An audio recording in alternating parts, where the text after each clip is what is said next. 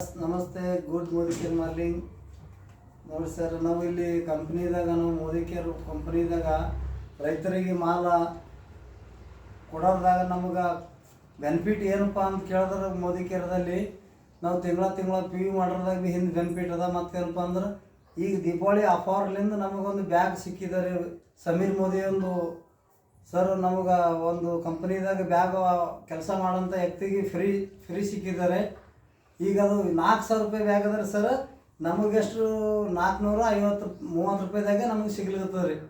ಇದೇ ಸೃಷ್ಟಿ ಇದೆ. ಎಲ್ಲರೂ ನಮ್ಗೆ ಸಮೀರ್ ಮೋದಿ ಸರ್ದು ಒಂದು ಕಂಪ್ನಿ ಆಫರ್ಲಿಂದ ಎಲ್ಲರೂ ನಮ್ಮ ಕೆಲಸ ಮಾಡೋಂಥ ವ್ಯಕ್ತಿ ಲೀಡರ್ಗಳು ಇದು ತೆಗಿಬೋದು. ಎಲ್ಲರೂ ಭಾಳ ಅದ. 3,500 ರೂಪಾಯಿ ಅದು ಹೇಳ್ಯಾರ. ನಾವು 3,000ಕ್ಕೆ 10,000 ತನಕ ಕೊಡ್ತಿದ್ದೆವು.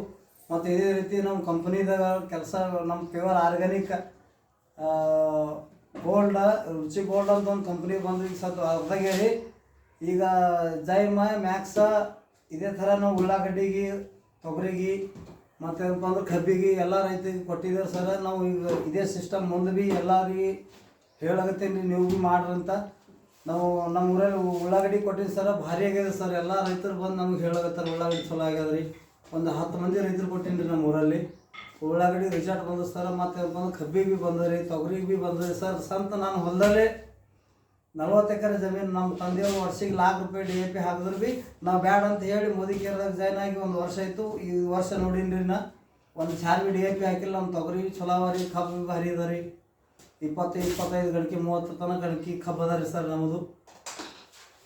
ನಮ್ಮ ಸಮೀರ್ ಮೋದಿಯವರು ಸರ್ ಒಂದು ಅಪಾರ ಬಿಟ್ಟಿದ್ದಾರೆ ಕಂಪ್ನಿದಾಗ ನಮ್ಗೆ ಕೆಲಸ ಮಾಡೋಂಥ ಲೀಡರ್ಗಳು. ದಯವಿಟ್ಟು ಹೇಳ್ತೀನಿ, ಬ್ಯಾಗ್ ತಗೋಬೋದು. ಎಲ್ಲರಿಗೂ ಒಂದು ಬೆನಿಫಿಟ್ ಚಲೋ, standard bag. Good Modi care.